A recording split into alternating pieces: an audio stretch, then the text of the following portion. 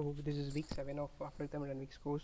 So this week we'll be looking at psychrometric processes, psychrometry in general. So previously we covered vapor compression cycles. So one of the applications is your air conditioning. So air is a mixture of both.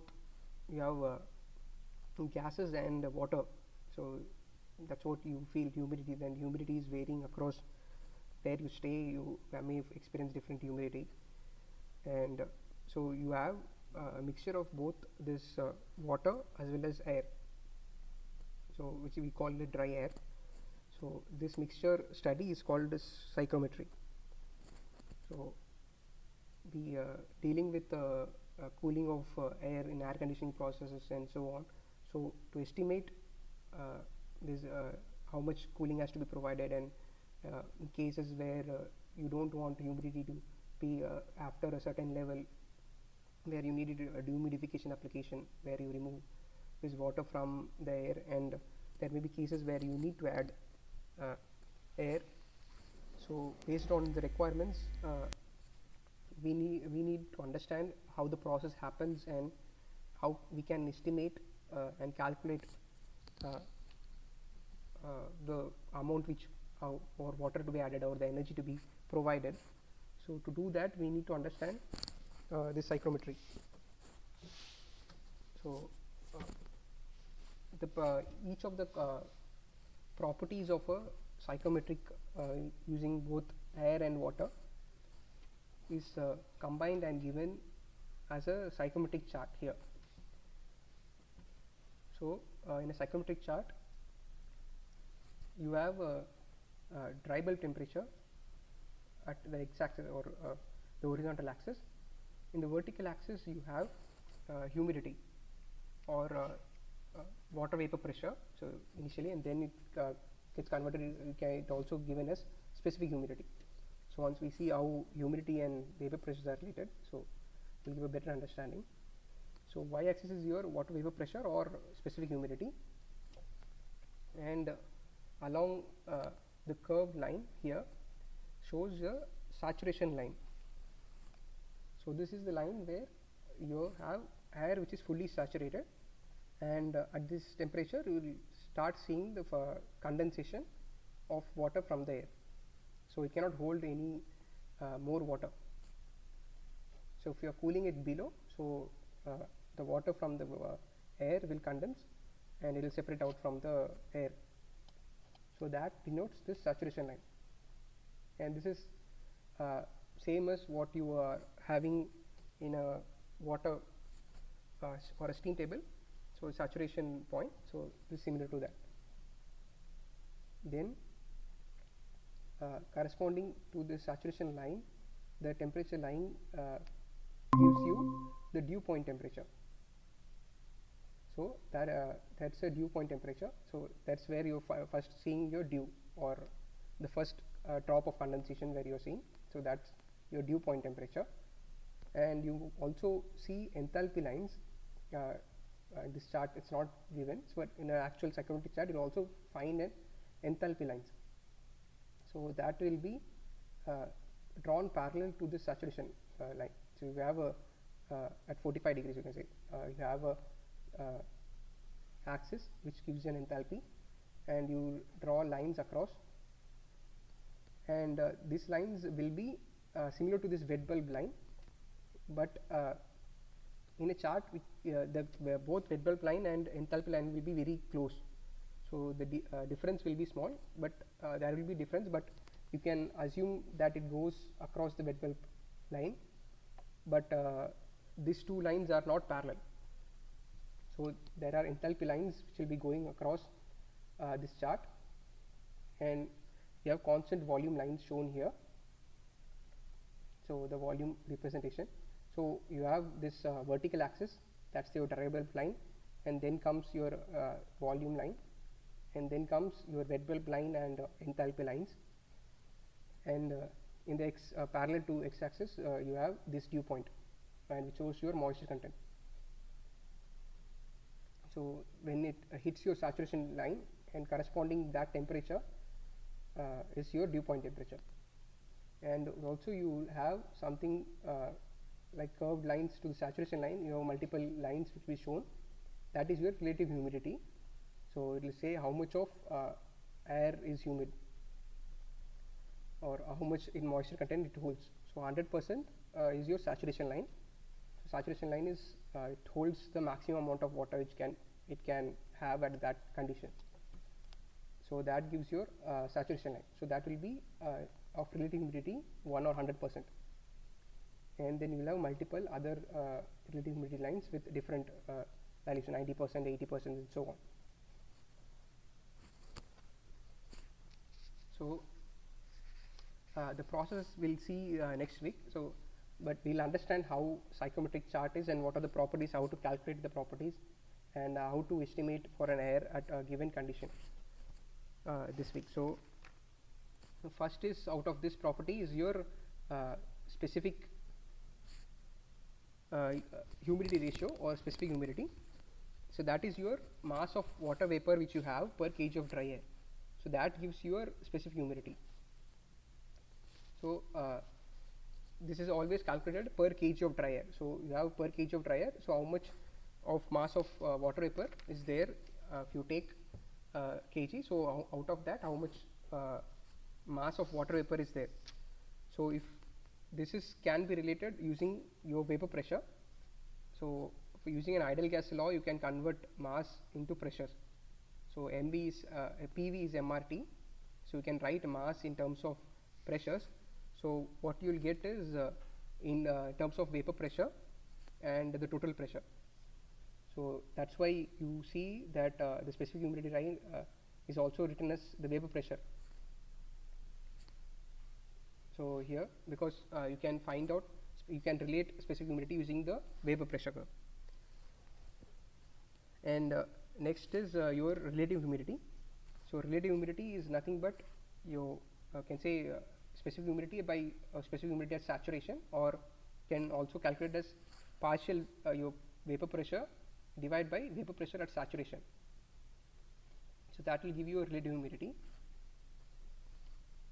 And then your dry bulb temperature is your actual temperature of air. So whatever your air and water mixture is at some temperature, or if you say your room temperature or ambient temperature, so that is your dry bulb temperature. And next is your as I told, dew point temperature is where you first start seeing your dew.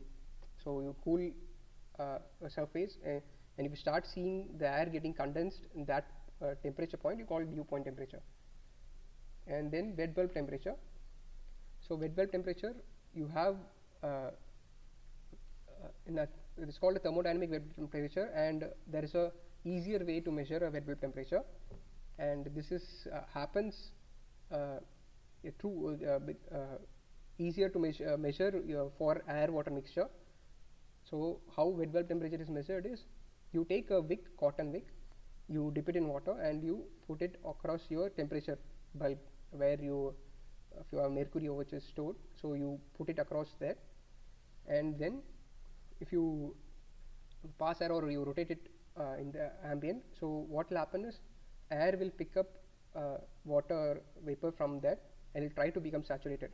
So in the process, what will happen is water will get cooled and it will reach the wet bulb temperature. So so that temperature of water is what gives you the wet bulb temperature. There is other way, an actual way is called a thermodynamic wet bulb temperature, where how do you measure is, you have air coming in, you spray water as a fine spray droplets, and the water is coming in at some temperature and you recirculate this water. So you're passing air, the water droplets is interacting with the air and falls down, gets collected, and this water is circulated in a loop, and air gets saturated and it comes out. So in the process, you're saturating the air and the water, both air which is coming out and the water going out will reach an equilibrium, and that temperature of the water is your wet bulb temperature. So that is called as thermodynamic wet bulb temperature, and the easier way to measure is what I told with the cotton wick. So that is your wet bulb temperature. And the volume, since here air and water vapor, we can consider this to be an ideal gases, so you can use an ideal gas equation. So PV equals to MRT, so you can use to find out the volume or specific volume here. And the only other property which is to find is the enthalpy. So enthalpy is, now we have two components, one is of air and other is of the water vapor.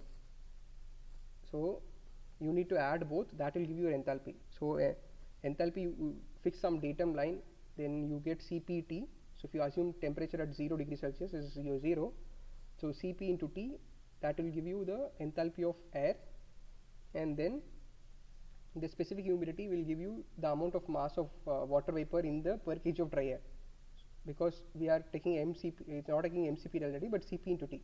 So we are calculating all in per kg of dry air. So Cp of T is in per kg of dry air plus mass of vapor by mass of air, dry air. So that will be your specific humidity into your enthalpy of water vapor. So that will give you the enthalpy. So with this introduction, I'll try to solve some numericals on psychrometry.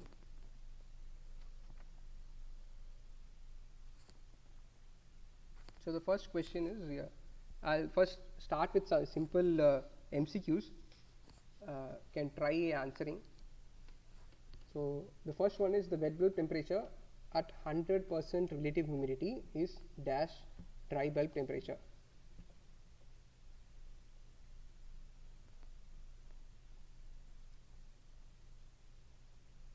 So A lower than, B higher than, C equal to, D twice of. So normally your wet bulb temperature will be lower than your dry bulb temperature, because air will not be saturated.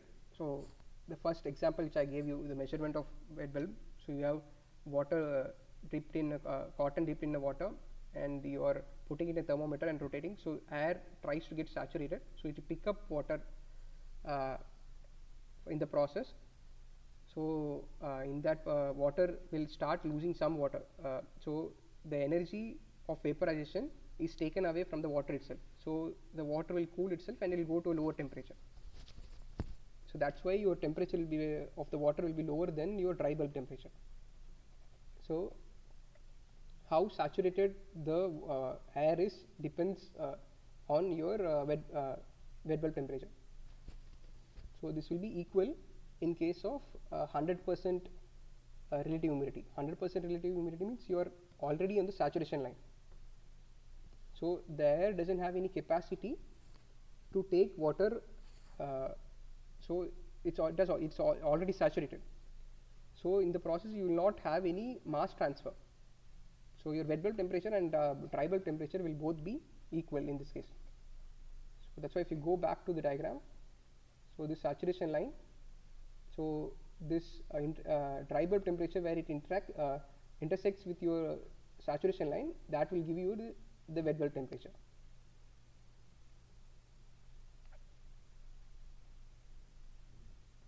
And this is your constant wet bulb line, and where it goes and strikes your saturation line, that will that temperature and the corresponding, if you go along the vertical axis, you will find that both temperature will be same.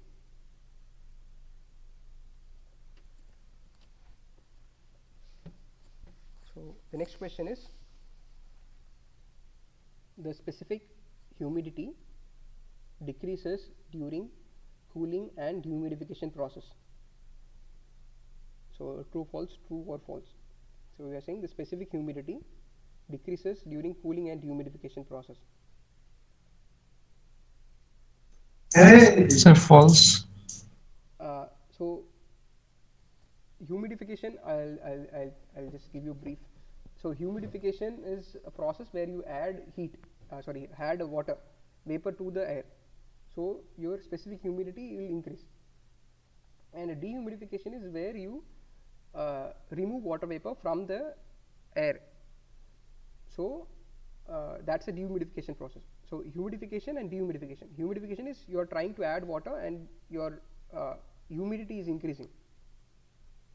So you are trying to push it through towards saturation. So your relative humidity, if you see, at saturation is 100%, and if your relative humidity is at 50%, so and you're adding water, so this will keep on increasing. From 50 it will go to 60 or something, and whatever the process humidification.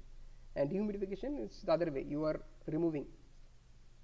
So if you are cooling it air, so if you see in the dry bulb temperature, you are trying to cool at specific humidity. You suppose you are at this circle portion which is shown, and you are cooling it. So if you see, the relative humidity keeps on getting higher. So here what they say is, at the specific humidity it decreases during cooling and dehumidification process. So the amount of water vapor at the specific humidity is mass of water vapor per kg of dry air. So once you are cooling it and dehumidifying, so you are basically removing water vapor from the air. So the mass of water vapor in the air has reduced because of dehumidification. So the specific humidity will decrease. So answer is true.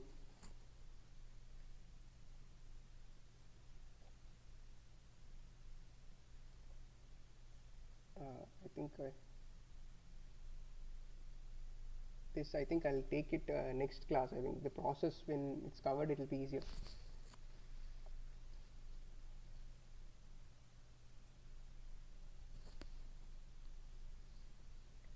Okay. The difference between dry bulb temperature and wet bulb temperature is known as dash.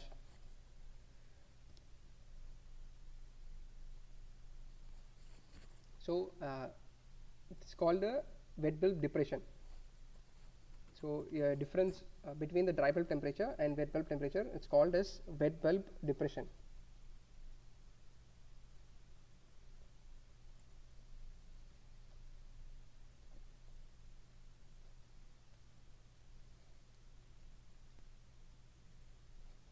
So if you see, the minimum temperature to which moist air can be cooled in a spray washer is what I gave for a wet bulb temperature application, where you are spraying water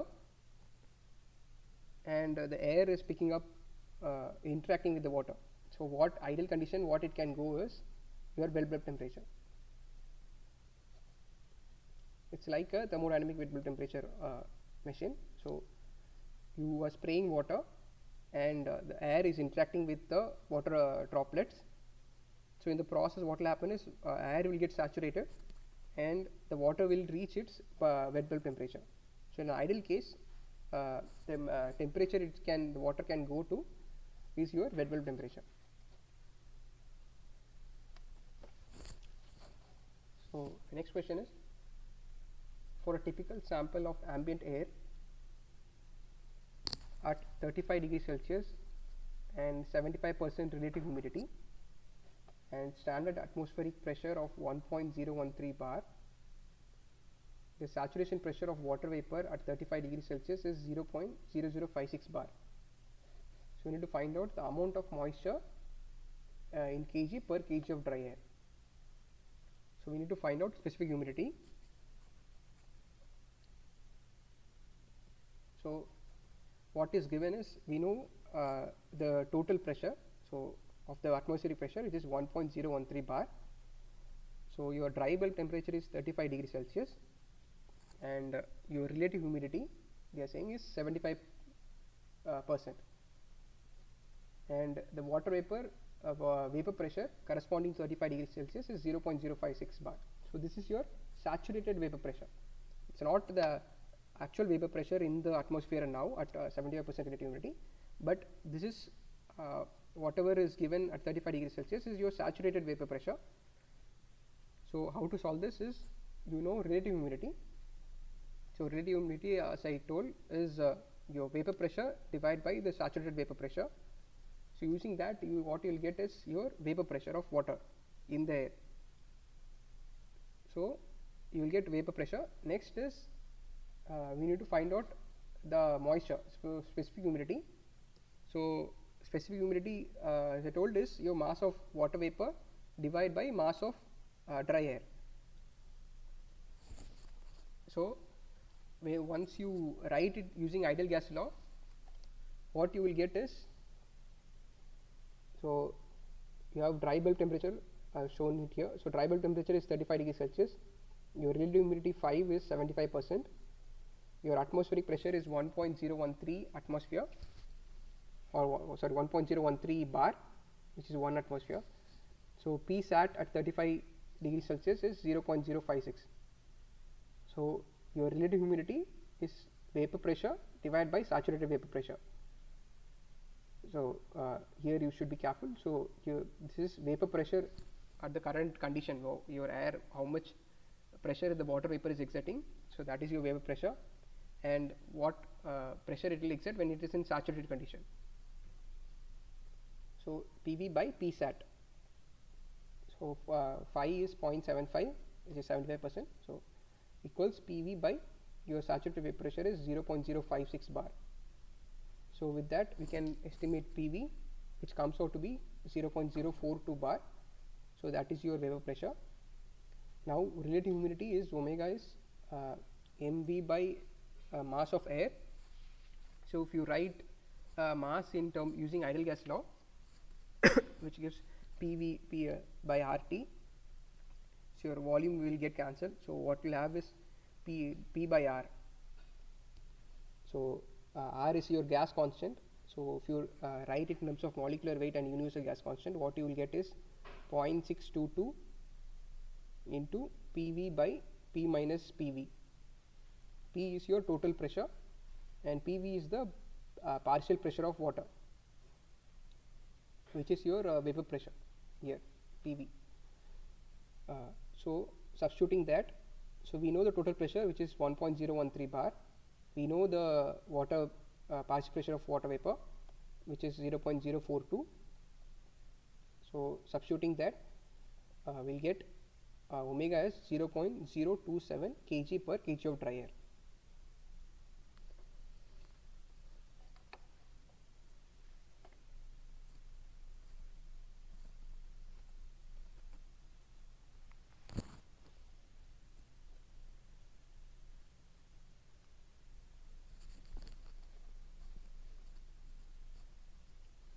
So the next question is, the inside temperature of a wall in a dwelling is 16 degrees Celsius.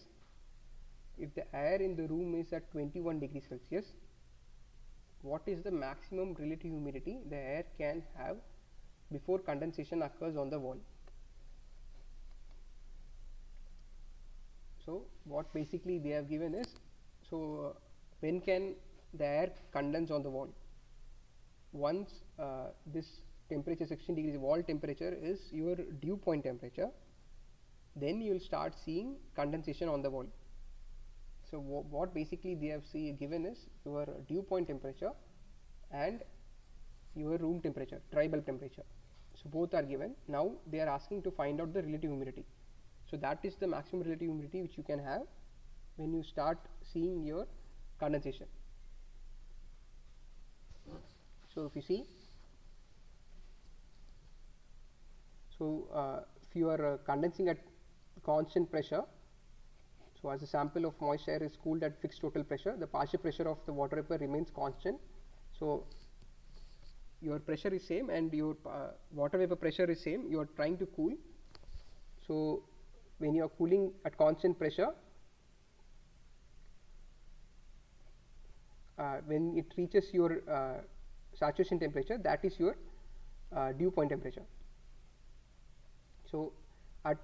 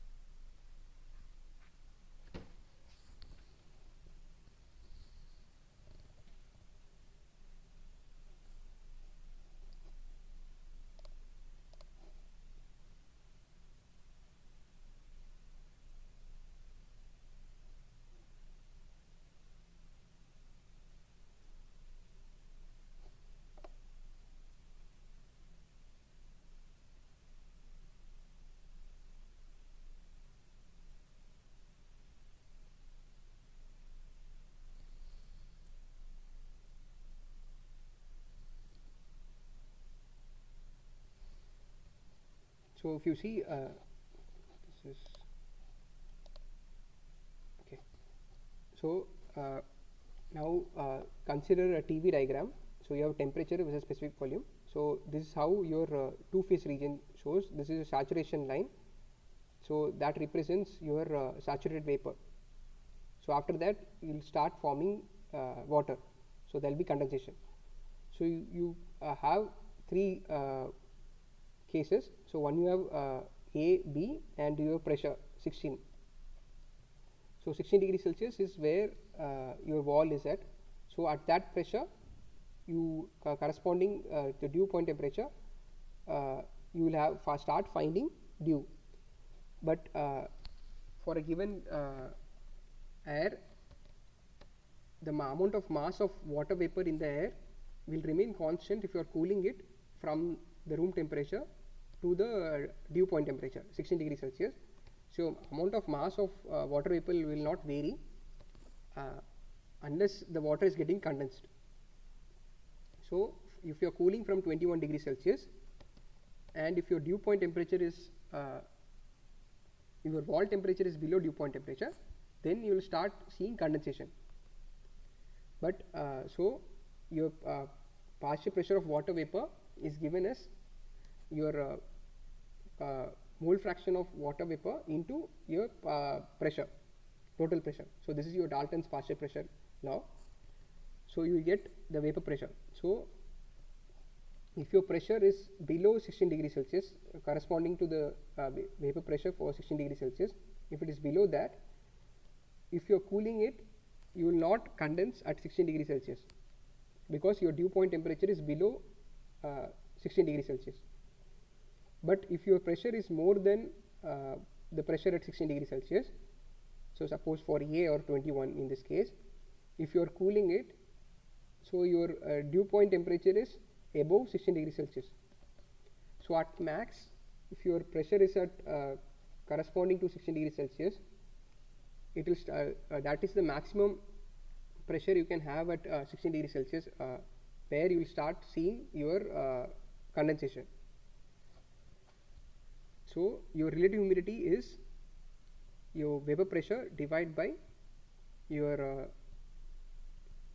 saturated vapor pressure at 21 degrees Celsius. So you this Pg at 21 degrees Celsius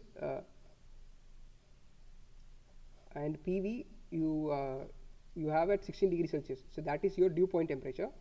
So corresponding to that pressure is where can have maximum relative humidity or the minimum humidity. If your pressure is below that, you will not see any condensation. So if this pressure is more than the 16 degrees Celsius pressure, then you will start seeing droplets in the wall.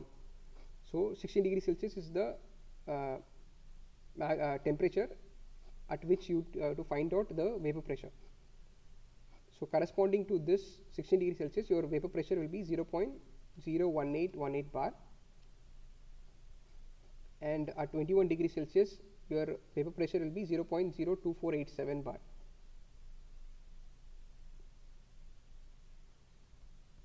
So that gives you your relative humidity to be 73.1%.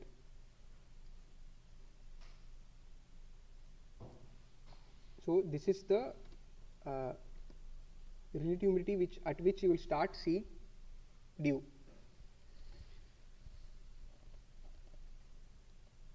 So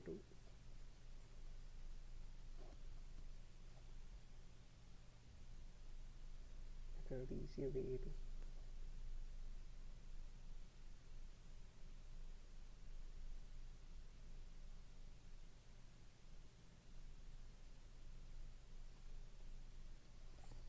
so I'll give a simpler example to understand. So if you take water, so the water boils at 100 degrees Celsius at your normal atmospheric pressure. So 1 atmosphere you boil it at 100 degrees Celsius. So your saturated vapor pressure for 100 degrees Celsius is your 1 atmosphere. But if your pressure is lower, then you can boil at lower temperature.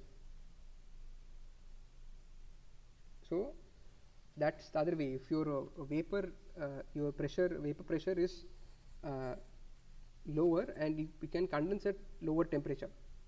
So similarly is the case here. So if your pressure is lower, it will condense at lower temperature. So your dew point temperature will be lower when your pressure is lower.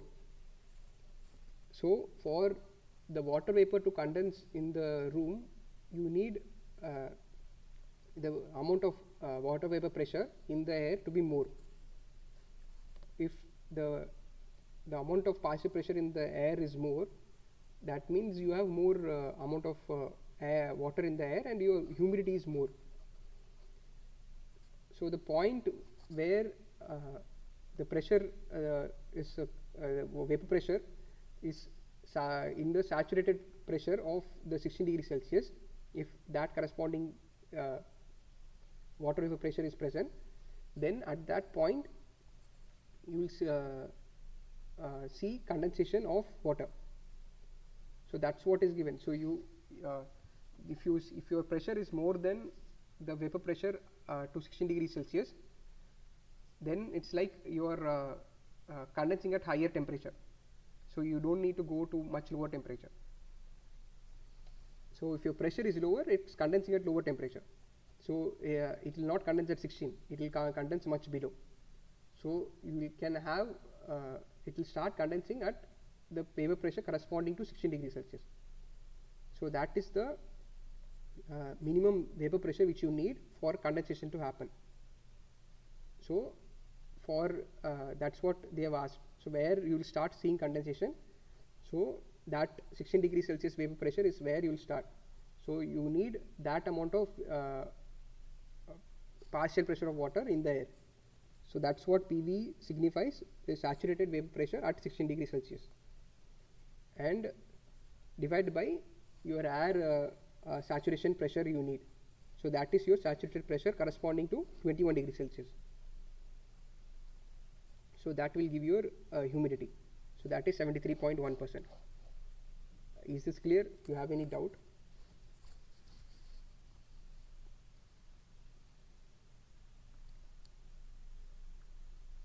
Sir, the curve in the TV diagram, what is this curve? That is your two-phase dome, and you have constant pressure lines which have been given.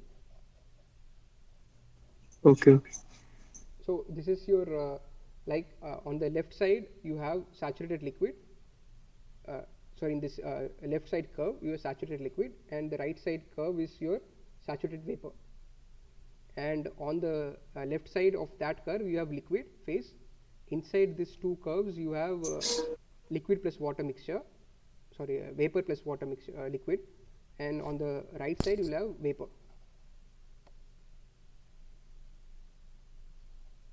Okay, sir. It's now I understand. Sorry. No, sir. It's similar like वो vapor power Yeah. cycle का जो Yes. Yeah. yeah. It's similar. Hmm. Hmm. So there you have, now you are showing constant pressure lines here corresponding to these pressures, and estimating what your temperature will be where you will start seeing condensation.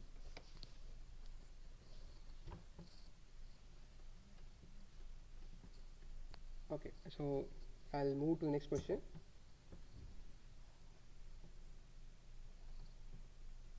So a closed rigid tank having a volume of 3 meter cube contains moist air in equilibrium with liquid water at 80 degrees Celsius. The respective masses present initially are 10.4 kg of dry air and 0.88 kg of water vapor and 0.17 kg of liquid water. If the tank contents are heated to 160 degrees Celsius, determine A, the final pressure in bar, B, the heat transfer in kilojoule. So we have a closed container, so where you have both dry air and water vapor. So your dry air quantity is 10.4 kg, so that will not vary, and the total amount of water which you have present is 0.88 kg in vapor form and 0.17 kg in the liquid. So this is at initially at 80 degrees Celsius. Now you are increasing it to 160 degrees Celsius. So what will happen is the water will get boiled and it will convert into vapor. So you have to find out the equilibrium at what is a new amount of water vapor which is present, and for doing that, how much heat has to be transferred. So if you see again on the TV diagram, you have the process shown here. So your volume will remain same because it's a closed vessel. So your volume is 3 meter cube. Initial temperature is 80 degrees Celsius. The final temperature is 160 degrees Celsius, and the mass of each vapor and liquid is given at state 1. Then you are heating it to 160 degrees Celsius. So this will be a constant volume process. So you are from 1, you are going to state 2, which you have to find out at where it's lying. So since the volume of the tank and the total mass inside will remain constant, so it will go as constant specific volume process, or the volume will be constant. Since mass is also constant, we are saying it is specific volume is constant. So your specific volume will be your saturated liquid VF is 1.0291 and VG vapor is 3.407.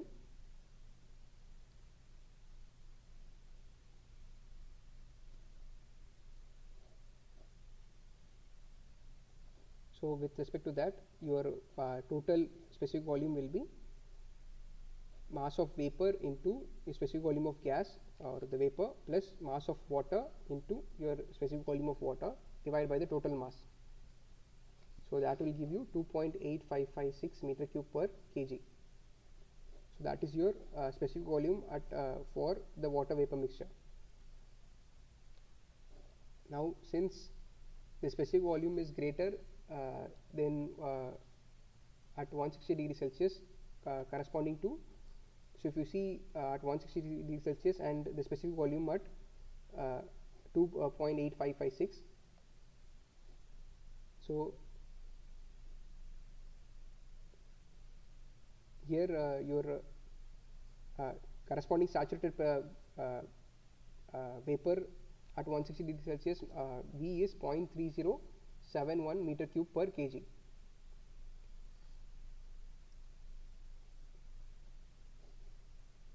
So your specific volume is lower than your saturated gas. So whatever volume is there, it's all present in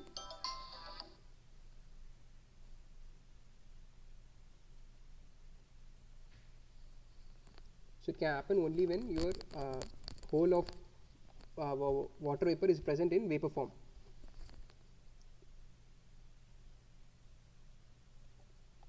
So you see here V is 0.3071.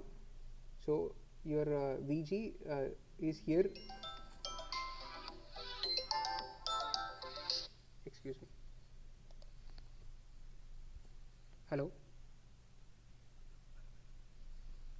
அங்கே ஆள் இல்லையா? அப்போ கீழே இதில் வச்சுருங்களேன், 9th இதில். Okay, thanks.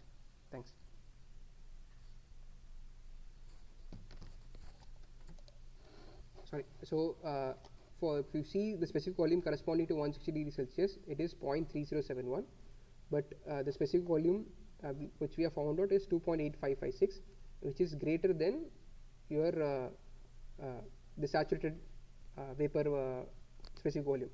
So if you you are lying on the right side of the saturation curve volume, so it will be all in vapor form. So you are in a superheated region. So that's what it says. Then with that we need to find out the pressure corresponding to that at state 2. So the pressure exerted by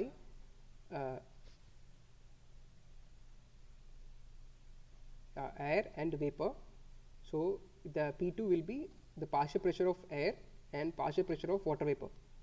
So since all of water is converted into vapor form, So now you have full dry air and all of water in a vapor form.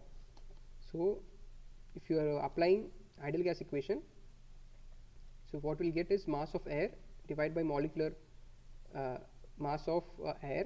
So that will give you the moles. So PV is nRT, N is the moles, and R is your universal gas constant, and T is your 160 degree Celsius at state 2. So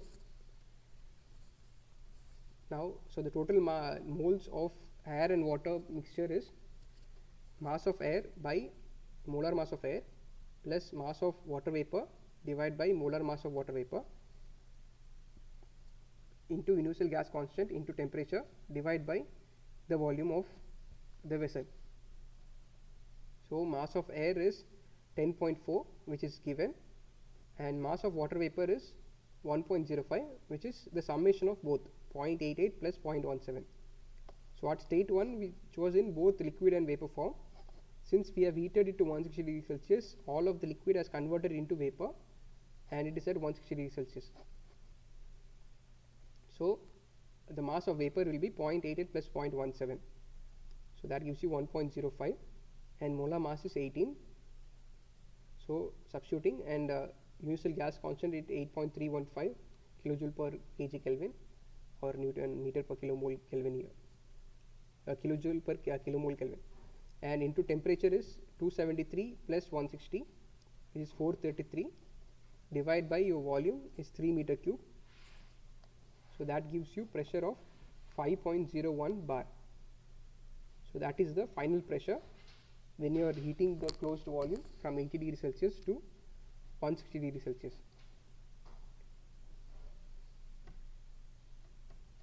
Now if you apply energy balance, so doing a first law, your change in internal energy was equal to the heat transfer. Since there is no work transfer is 0. So Q is delta U. So we need to find out the initial and final internal energies to estimate the heat transfer. So the final state internal energy is Ma into internal energy of A plus mass of vapor into internal energy of vapor at T2, which is 160 degrees Celsius, minus your initially mass of air into your initial internal energy of air plus the vapor and the liquid. So rearranging, this is what we get: mass of air into change in internal energy of air plus mass of vapor into the vapor internal energy minus the initial water plus vapor internal energy. So from the table, steam table, we can estimate the internal energies, and for air you can write Cv delta T straight away, and if you substituting the masses and enthalpy values, what we get is Q is 1058.65 kilojoule. Sir, what is small u and how did you get it? So you can, for air you can take it Cv delta T, and for gases here vapor, for water you take water will be a saturated liquid at 80 degrees Celsius.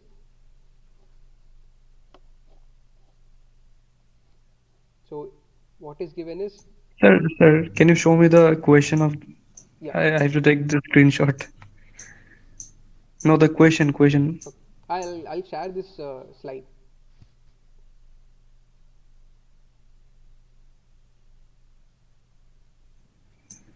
Where did I? Where I will get this slide, sir? I'll post it in the drive. Okay. Sir, is there any drive? Yeah, I didn't wherever get the it. link is there for the YouTube links where we have this recorded session. So there Hmm. you will find the drive. I think I have to upload. I'll upload it today. Okay, in the description or what? Yeah. That's it. Okay, sir. Thank you. Okay. So the next is the ambient pressure. So this is clear, right? So you find out the internal energies of the water and vapor mixture, and then you have to substitute it. That's it. So we'll get.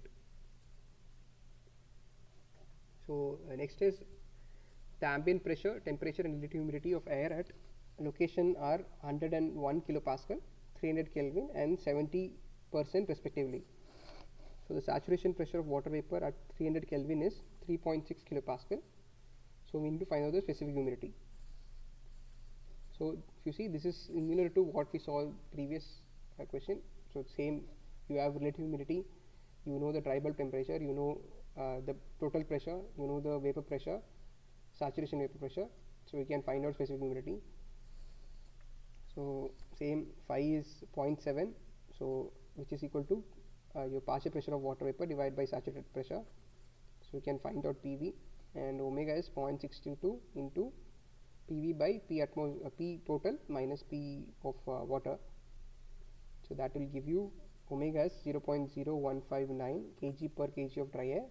Here we have asked in grams per kg of dry air, so multiply by 1000, which will get 15.9 grams per kg of dry air. So this is similar to what we saw in the previous question.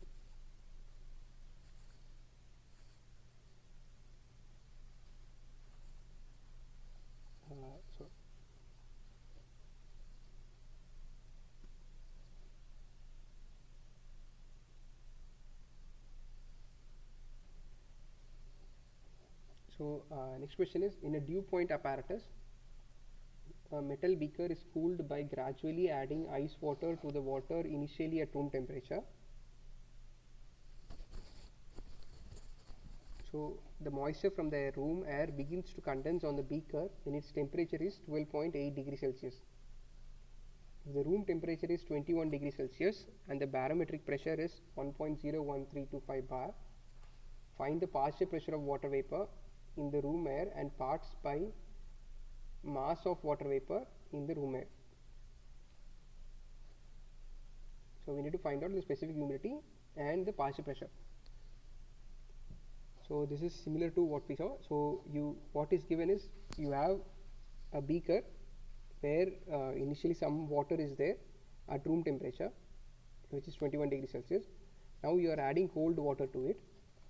So your water temperature is now changing from 21 degrees Celsius to gradually it's reducing, and once it reaches 12.8 degrees Celsius, you are seeing that the water is getting the outside of the beaker, there is condensation.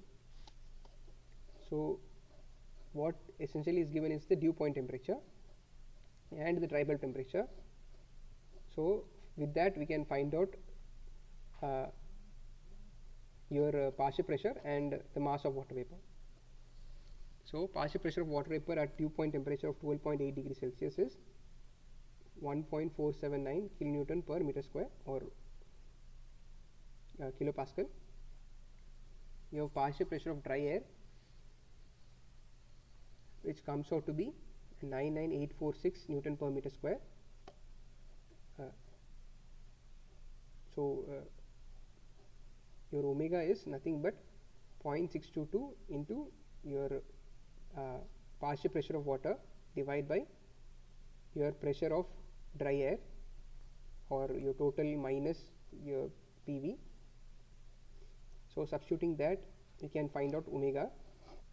So omega is 0.622 into your pressure 1479 divided by 99846. That will give you 0.009214 kilograms of water vapor per kg of dry air. So we have found out omega. So this dry bulb temperature will give you straight away the vapor pressure in the air. So that is PV. So that is the part 1 of the question. We need to find out partial pressure of water vapor. So your pressure will not vary in the air, but you are cooling it to once it reaches this 12.8 degrees Celsius, you will start seeing condensation. So corresponding to this saturation pressure will what be the water vapor partial pressure of water in the air. So that is 1.479, and using that we have found out the specific humidity. So next is we need to find out mass of vapor by parts on the total mass. So what we specific humidity is mass of vapor per kg of dry air. We need to find out per kg of air, the mixture. So MA is m total mass minus mass of water vapor. So once you rearrange that in terms of specific humidity, so mass of water vapor divided by total mass will give you specific humidity by 1 plus specific humidity. Substituting the value, will get mass of water vapor by parts of the total mass of air is 0.00913 kg of water vapor per kg of mixture.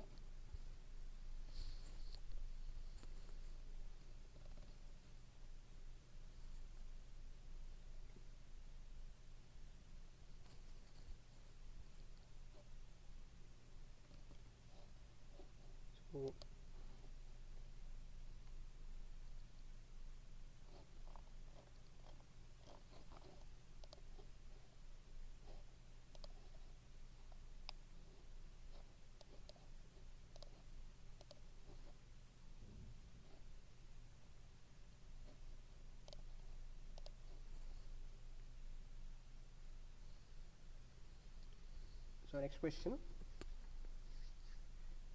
we have a mixture of dry air and water vapor is at temperature of 21 degrees Celsius under a total pressure of 736 mm of Hg. So the dew point temperature is 15 degrees Celsius. Find partial pressure of water vapor, 2 relative humidity, 3 specific humidity, 4 specific enthalpy of water vapor by the 3 methods. In the figure, so they have shown 3 methods. So using that, we need to find out the specific enthalpy of water vapor. So enthalpy of air per kg of dry air and specific volume of air per kg of dry air.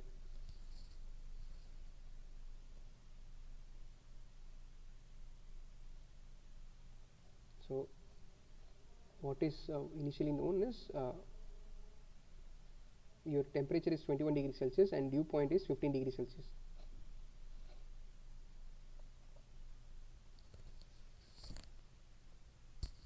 So first we need to find out the vapor pressure. So vapor pressure is your saturated vapor pressure corresponding to your dry bulb dew point temperature. So dew point temperature is given as 15 degrees Celsius. So the corresponding pressure is you will get 12.79 mm of Hg, or if you convert into Pascal, you will get 1707.5 Newton per meter square, or 1.707 kilopascal. Similarly, your saturation pressure corresponding to 21 degrees Celsius will be 2489.8 Pascal. Then relative humidity will be your vapor pressure, partial pressure of water vapor divided by your saturated vapor pressure.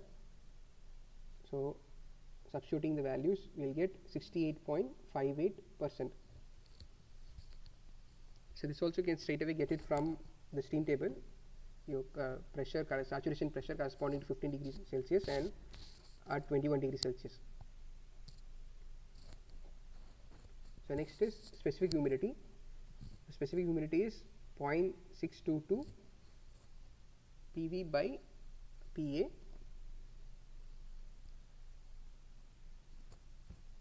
So PV is 12.79 mm of Hg and PA is given as 736. So substituting here, sorry, PA is P total pressure minus your partial pressure of water vapor. So substituting that, we will get specific humidity as 0.011 kg of water vapor per kg of dry air.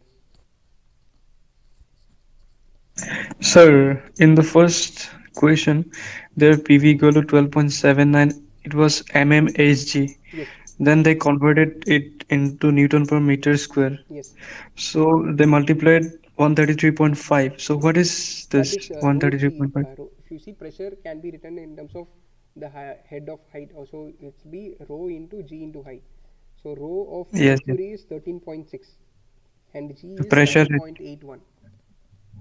Okay, okay. So if you multiply, you will get that. That's it. I got it. Get it. Yeah. So it will be coming around 133.416. So you have rounded off to 133.5. So here, if instead of Hg, if you would have given water, you will multiply with the density of water. So whatever the fluid is, you correspondingly multiply with the density of water into your acceleration due to gravity and the height which is given. Yeah, no, I read it, I think, in the YouTube manometer or something else. Yeah, similar one, same calculation. So with that we know the pressure. So using that we have found out the relative humidity and then the specific humidity. It's coming out to be 0.011 kg of water vapor per kg of dry air. Then we need to find out the enthalpy using what is shown in the diagram. So initially the reference state is at 0 degree Celsius. So we need to find out at the enthalpy corresponding to temperature T. So we can go either vaporize it at 0 degree Celsius and then superheat, or we can heat it as a water till the dew point temperature, then vaporize it and then go to at A, or we can straight away heat it water to T and then vaporize it. So that's the three processes here. So what is the difference in enthalpy in three processes? That's what we asked. So the latent heat corresponding to 21 degrees Celsius is 2452, and at 15 degrees Celsius is 2466.2. So this is nothing but your enthalpy of saturated vapor minus saturated liquid at corresponding to these temperatures. So that is what we given. Then the specific enthalpy of water vapor at C is initially you are at water form. Your C of specific heat of liquid is 4.186 into your temperature difference. So from 0 you are going to 21. So 4.1868 into 21 plus your latent heat, so 2452, which gives you 2540 kilojoule per kg of water vapor. So that is one. The next is enthalpy of across process A. So you are initially heating it to the dew point temperature. So Cp of specific heat of liquid into your temperature difference, 0 minus 15 minus 0.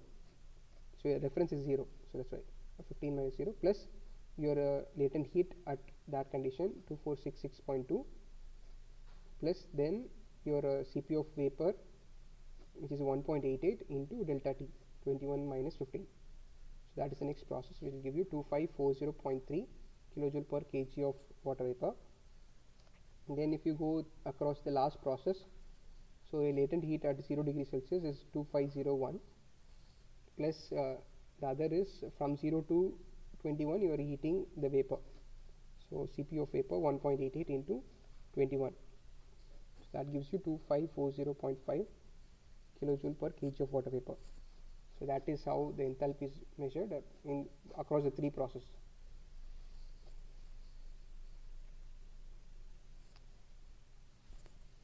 So next is enthalpy of air using the value of specific enthalpy of water vapor from the empirical relation. So enthalpy of air. So first we have found out enthalpy of water vapor. Now we need to find out enthalpy of air per kg of dry air. So enthalpy of air is you are having both dry air and the water vapor. So you are writing enthalpy of dry air plus per kg of dry air plus your specific humidity, that is mass of vapor into enthalpy of vapor divided by mass of air, dry air. So that's what it gives. H is HA plus omega HV. So HA is Cp into temperature plus omega, which you have found out, into your enthalpy of water vapor. So substituting the value, so 1.005 into temperature is 21 plus 0.011 is the omega which we have found out previously. You see here at 21 degrees Celsius and the dew point temperature of 15 degrees Celsius, you get omega as 0.011 Then enthalpy of water vapor we have found out, it comes out to be 2540.5. So substituting that, we get enthalpy as 49 kilojoule per kg of dry air. So that is the enthalpy of the air and water mixture which you are having. Then the last is to find out the specific volume of air. So the specific volume of air is equal to the volume of 1 kg of dry air or 0.011 kg of water vapor. So because the volume occupied by the air or water vapor, the space is both same, so you can assume ideal gas law. So PV is RT, here is P is specific volume. So you can take either for air or for vapor, you can get specific volume. So RA by T, RA is the gas constant for air into temperature divided by the pressure, partial pressure of the dry air. So for gas constant of dry air is 287.3, or you can take 287 or easier, into your temperature 273 plus 21, which is the temperature of the room, divided by your partial pressure of dry air, which is 736, which is the total pressure, minus 12.79, which comes out to be 723.21 into rho g. So this will come out to be 0.875 meter cube per kg of dry air.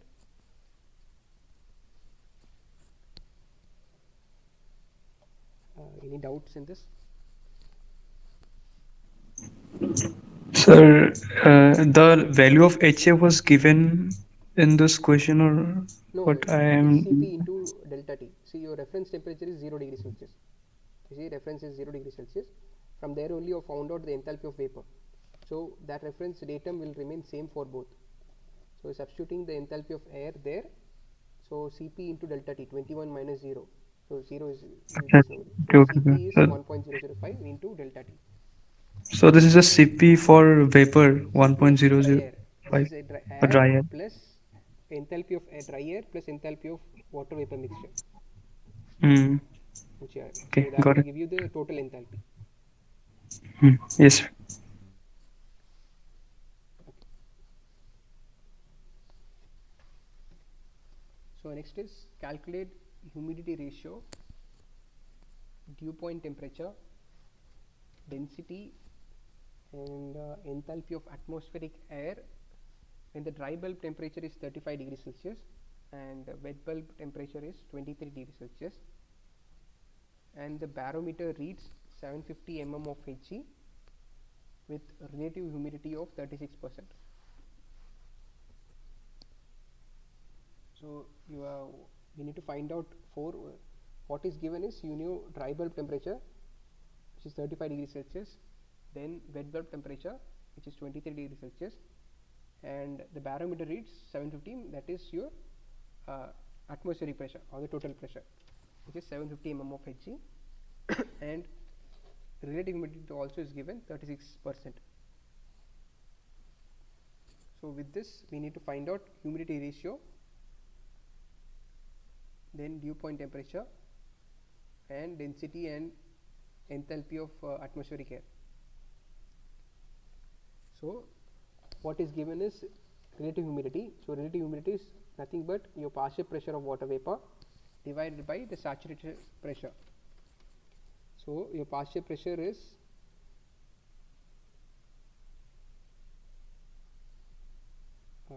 second.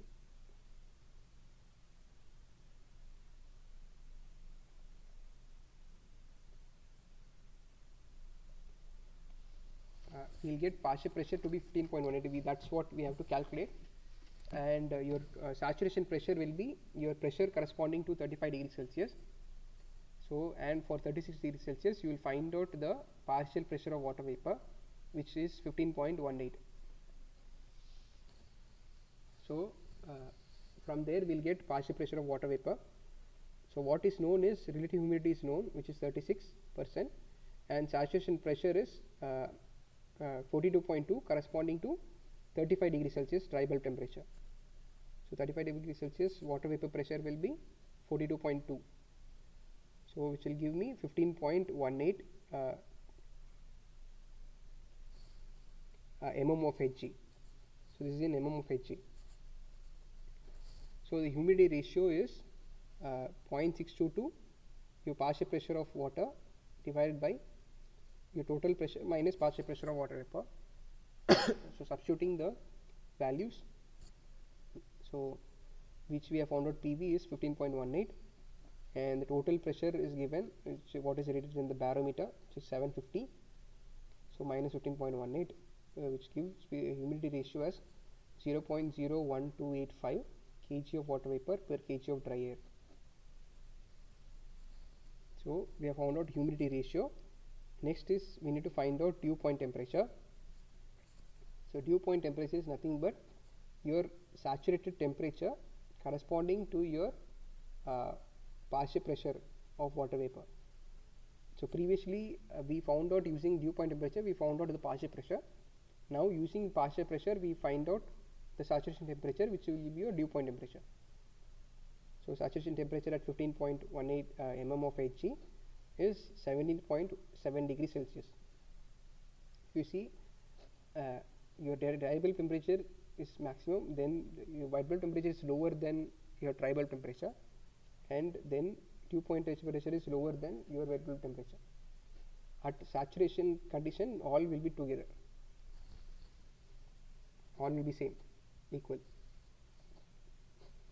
So in this case, since it's 36%, your difference is larger. Then we need to find out the densities. So for that, we'll find out the individual density for the dry air and the vapor to find out the density of moist air.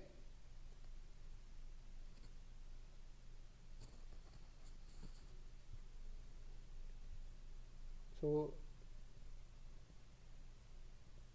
or we can straight away use P by RT, and R we have to find out using the mixture. So the amount of mass of water vapor and mass of liquid, mass of dry air, and then we can find out P by RT. That also can be done. So here rho A is PA by RAT, so that is 1.1086 kg per meter cube, and rho of water vapor is 0. Substituting the value 0.0143 kg per meter cube. Here actually you cannot straight away multiply add here. I think it's a mistake. I'll correct it here. So what you have is just like what you do in a two-phase mixture. So similarly you have to do.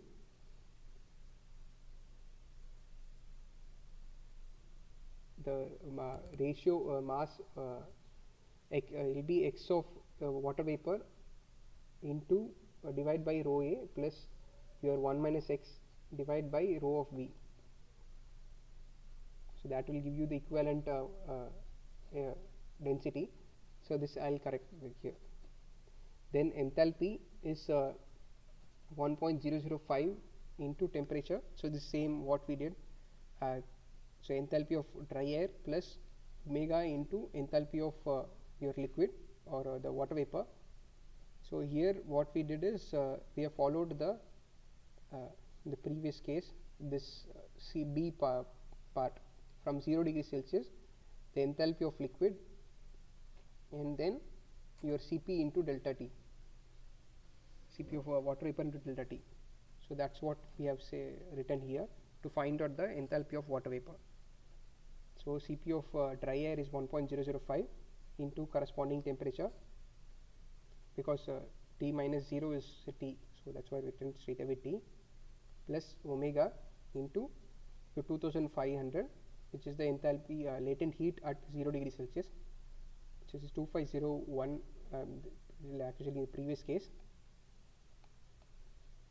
but it is close to 2500 assume, plus 1.88 into T. So this is an empirical straight away you can use this formula to find out the enthalpy.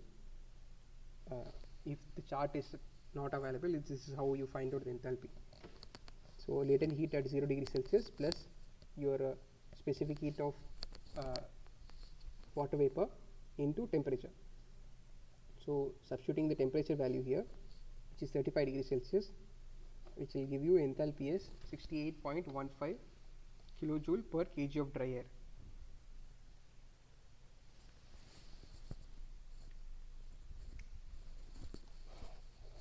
So any doubt in this question?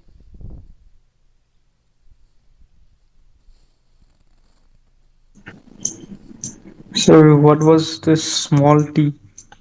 That is temperature. I can put it the capital T also. It's a dry bulb temperature. Okay.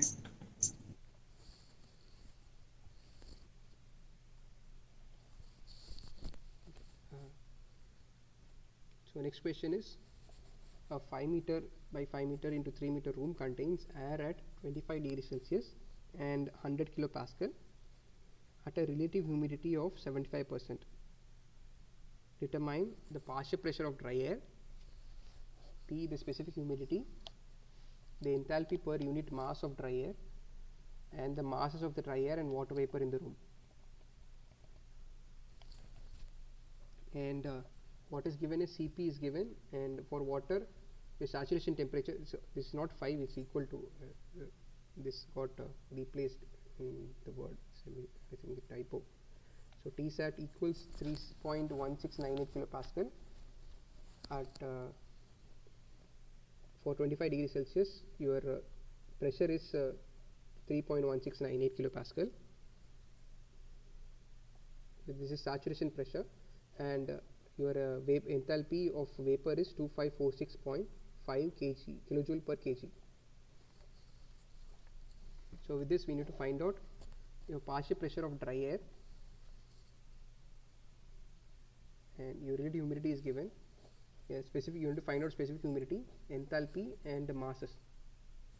I think we have solved enough. You can try. I'll give you 2-3 minutes. If you can try, you can also cross check. Maybe I'll give you 2-3 minutes. You try solving this.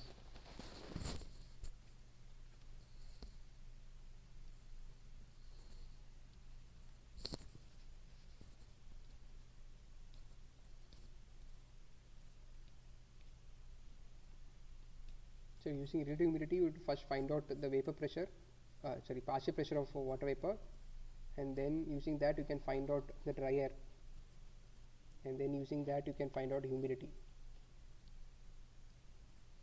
And enthalpy, all values are given here. You have to just substitute it, and using specific humidity, you have to find out enthalpy.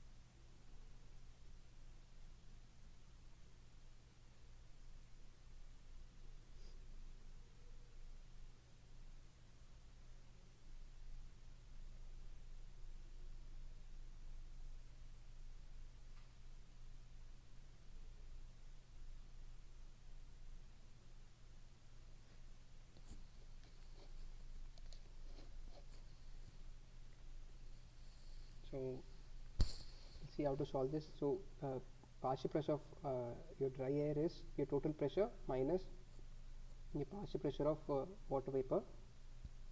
So we know your relative humidity is partial pressure of water vapor divided by your saturation pressure. So your relative humidity is 75%, which is given 0.75. Your saturation pressure corresponding to 25 degrees Celsius is given as 3.1698 kilopascal. So your partial pressure of water vapor is 0.75 into 3.1698, which will give you 2.38 kilopascal. Next is using this we can now find out the partial pressure of dry air, so which is total pressure is 100 kilopascal. So 100 minus 2.38 will give you 97.62 kilopascal. So that is your partial pressure of dry air. So using relative humidity we found out partial pressure of water vapor. Then this partial pressure, summation of partial pressure is your total pressure. So using that we can find out the dry air pressure. Next is to find out specific humidity of the air. It is nothing but 0.622 into your partial pressure of water vapor divided by partial pressure of dry air. So substituting we get 0.622 into 2.38 divided by 97.62 will come out to be 0.0152 kg of water vapor per kg of dry air. So 0.0152. So that is your specific humidity. Next is we need to find out enthalpy. So enthalpy is the enthalpy of dry air plus specific humidity into enthalpy of water vapor. So the enthalpy of dry air is Cp into T plus omega into enthalpy of water vapor. So Cp is 1.005 into 25 plus 0.0152 into He is 2546.5 kilojoule per kg. So He is given, so substituting that, and we get enthalpy as 63.8 kilojoule per kg of dry air. Next is we need to find out individual masses. So for that the volume occupied, volume is same for both air and water. So both are ideal gases, so we'll have the total volume of the room is what the volume for the gases. So volume of air is equals to volume of water vapor equals to the volume of room, which is 5 into 5 into 3, which gives you 75 meter cube. So now we can find out mass. So mass of air is, using ideal gas equation, P into V by RT. So partial pressure of dry air is 97.62. Your volume of air is 75 meter cube divided by your gas constant for dry air, which is 2.287 kilojoule per kg Kelvin, into your temperature, which is 298 Kelvin. So that gives you mass of air as 85.61 kg. Then mass of water vapor is P, partial pressure of water vapor, into volume divided by your gas constant for water vapor into temperature.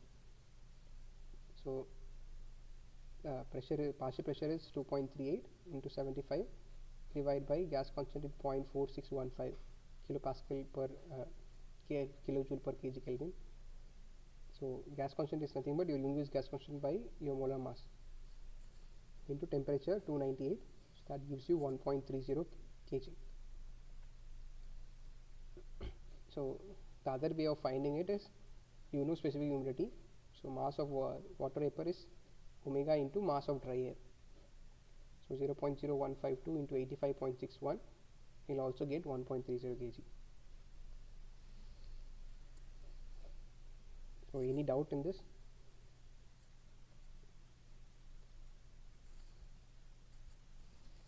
No, sir. Okay. So I think 2 more.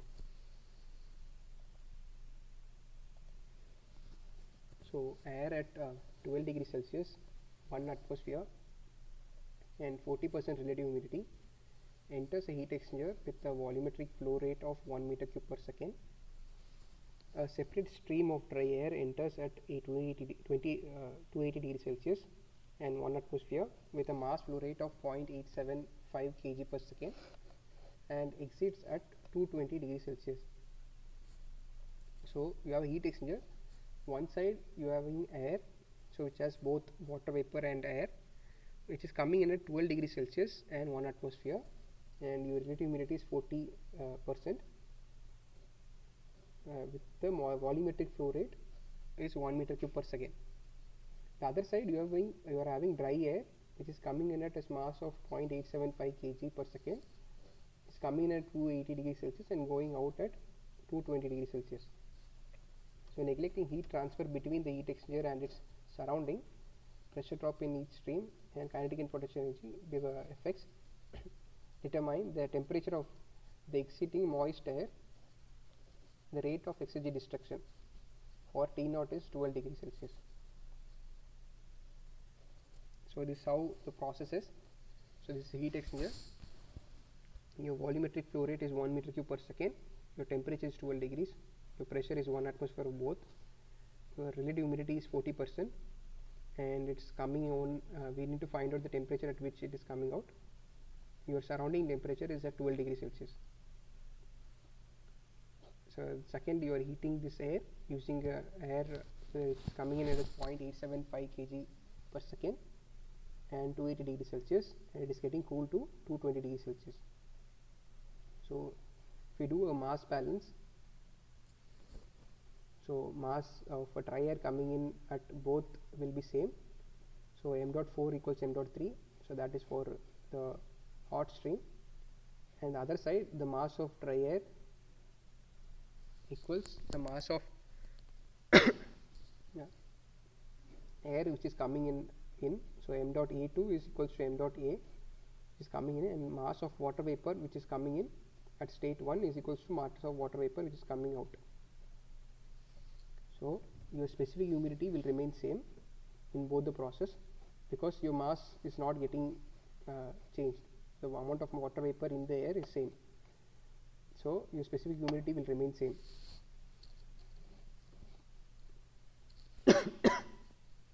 Or you can say, since there is no humidification or dehumidification, your specific humidity will remain same. So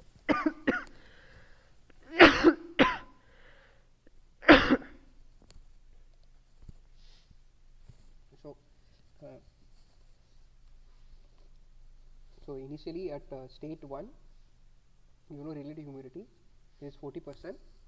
So using that you can find out the partial pressure of water vapor at state 1. So your saturated pressure corresponding to 12 degrees Celsius is 0.01402 bar. So your partial pressure at 12 degrees Celsius is now 0.00561 bar, which is 0.4 times of your saturated pressure. So 0.0561 bar. So using this, now you can find out the specific humidity at state 1. So omega is 0.622 into 0.00561, which is PV, divided by your total pressure minus PV. So substituting the values, so total pressure is 1.01325, which is 1 atmosphere, and the partial pressure of water vapor is 0.00561 bar. Substituting, we get specific humidity as 0.003462 kg of water vapor per kg of dry air. So this is the specific humidity. So this will remain constant for both 1 and 2. So the mass flow rate of dry air is evaluated using the volumetric flow rate of at 1. So and the partial pressure of dry air is 1.00764 bar.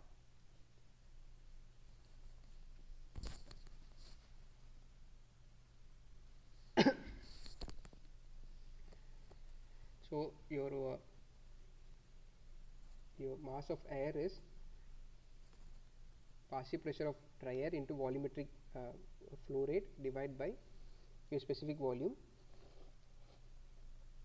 So substituting that, so partial pressure is, we have found out, 1.00764, and volumetric flow rate is 1 meter cube per second, and gas constant is 287, and your temperature is 285. Substituting, you will get 1.232 kg of kg of air per second. So next when we do an energy balance across the heat exchanger and apply steady flow energy equation, so there is no heat and work transfer out of the system boundary. So if you take whole heat exchanger, there is no work transfer and heat transfer coming out. So only enthalpy of the energy of the fluid coming in and going out.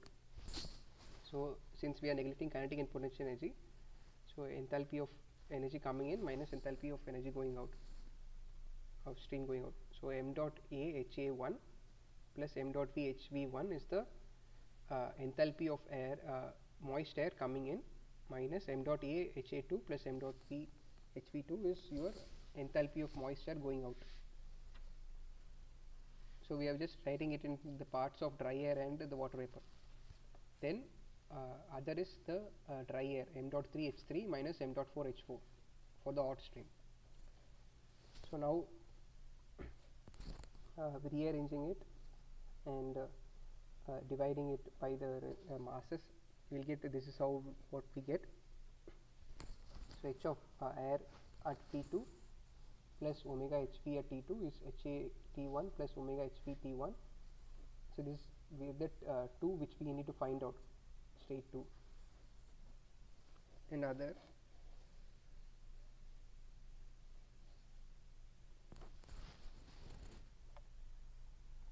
So substituting, we know at all for the right hand side, so substituting the values here,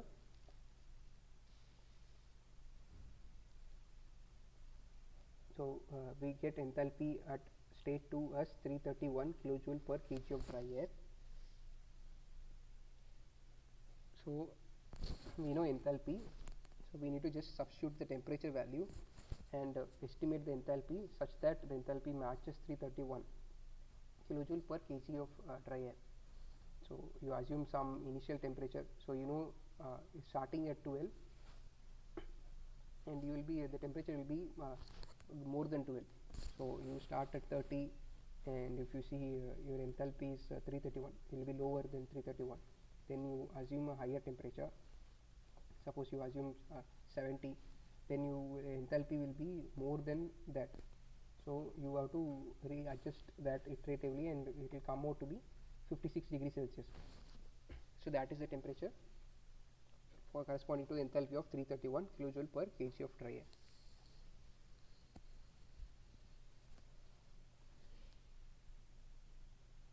So next is the exergy destruction. So if we apply the second law or entropy balance across the heat exchanger, so summation of Q by T plus your mass of air coming in minus going out plus the entropy generation. So entropy also we have written in terms of dry air and the vapor. So since there is no heat transfer across the heat exchanger to the surrounding, so this will be 0. So entropy generated is nothing but your entropy going out minus entropy coming in. So so we know the inlet and outlet temperature and can estimate the pressures. We know such the partial pressures. So we need to just put it in the entropy formula. So entropy change is and can get it from the vapor steam table for vapor, and enthalpy for entropy for gas is nothing but your since your pressure is same, will be Cp ln T2 by T1. So you can calculate using that, and you can get entropy of generated. So entropy generated will come out to be 0.0749 kilojoule per kg Kelvin.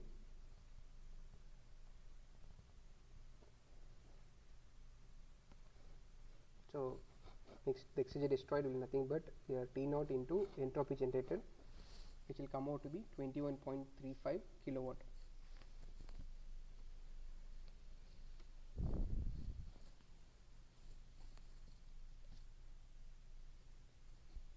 So any question in this?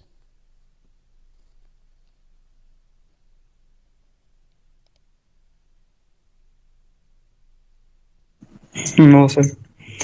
This Okay. question seems very hard. It's flying over my mind. No, what did you not understand? I'll revisit that portion. Actually, sir, this topic was not in our course, so it's bit hard for me to understand all this, but I'm trying. Okay, so see what say the easier way to solve from chart. If chart is not given, is what today's topic was. So there are three or four parameters which are there. So one was your relative humidity phi, which we say that it is paper pressure, partial pressure of water vapor by your saturated pressure. Is that clear? Yes, yes, yes. And then your I watched specific humidity. the yes, I watched the lecture uploaded by the sir. Okay, so that, and then you have enthalpy. So using this, you can find out the rest of the parameter and temperature. So if that is clear, so this is just an application of that problem. So uh, so we started with a simpler problem. This is slightly a tougher problem on that. This question was easy, but I'm talking about the recent question. Uh, which one? It seems a little hard. This one, the heat exchanger problem. No, no, not this one. This The previous one, recently used this one and the exergy. this one. Exergy. Okay, okay. Mm-hmm. See, this is Mm. just an additional showing. So this is not relevant to much this thing. Exergy is a difficult topic to deal with. So what we did is we did an entropy balance, a second law, and then we found out entropy generated. So uh, if you revisit the entropy portion, I think it will be easier. So if you Yes, have yes. any, if you have any doubts with entropy, you can say. If you can rewatch the entropy portion of or the exergy portion, Yes, and if you yes, have any doubts, you yes, can come sure. back. Sure. Sir, is there any option that I can contact to ask question or something like You can post the email or? question also in that discussion forum. Uh, uh, Okay, okay, okay. This. Okay, okay, okay, all the okay, sir. question you have, you will get answers on there also. Mm. Or you can come to this lectures. You can ask questions here also. So you have two means of asking questions. Okay, sir. Are you taking all the discussion classes? Yeah. So this is Okay, we okay. have some more, right. So I whatever is there for that previous week. So this is seventh week. So I am taking whatever was taught in the seventh week. So next week I'll be using the psychrometric processes, like what is happen with your, just like this heating, dehumidification, humidification. So that psychrometric processes I'll take next class. But end of the class, if you have any doubts, either on this week or the previous weeks, you can ask. From the previous week, sir, I'm using a Steam table, but there is some with your questions of assignment. There, I am not getting the correct answer of any answer was not matching with the options. So I want to ask you, which Steam table will be better to use for this solve this answers? I am Uh, using currently I am using S Chand Steam table by S Chand and Company Limited का वो एक कर रहा हूँ. oh, I don't know. I have not seen assignments that is dealt by other this thing, but mostly it will be based on the reference books which have been suggested for this course. Hmm. So you may find it with that. अच्छा, okay sir. Actually, some of the questions are Okay. there which was not You matching with my see. answer. So you can raise this one in your in the discussion forum. So Hmm. I'll see. So it will give you an example with that. So we will be easier for to cross check. Hmm. So this assignment, this question, you are finding it that you are getting what is your solutions may also be uploaded, right? So Hmm. you can cross check with that also. and Okay. so if we have that numbers, it's easier for us to also look at. Hmm.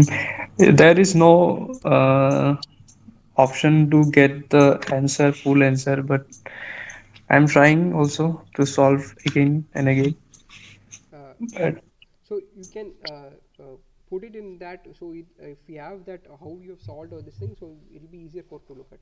So you can raise it as a query there. mm-mm.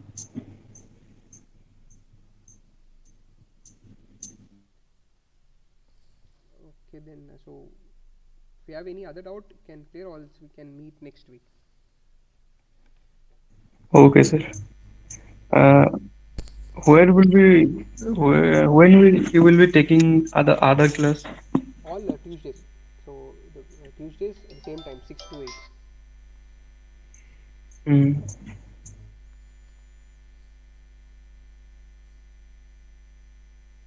Okay, I have to check the entropy portion again to understand this portion.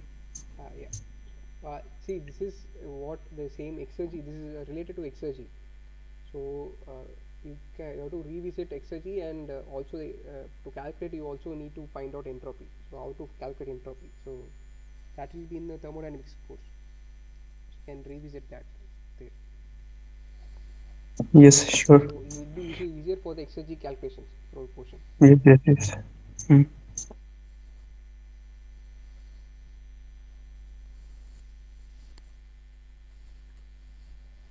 Okay, then I'll close the session. So I have finished what I have prepared for today. So if no other queries are there, we can end the session.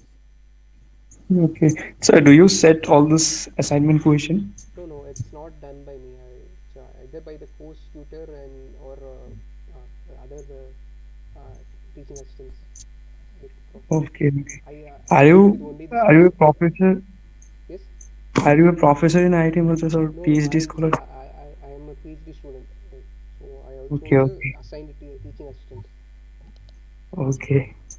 So I'll be dealing with problem solution. I'll try to solve problems, and if you have any doubts, that's what my job will be. Okay. Okay. So, may I ask you a question, if you don't mind? Did you have done your BTech from IIT Madras?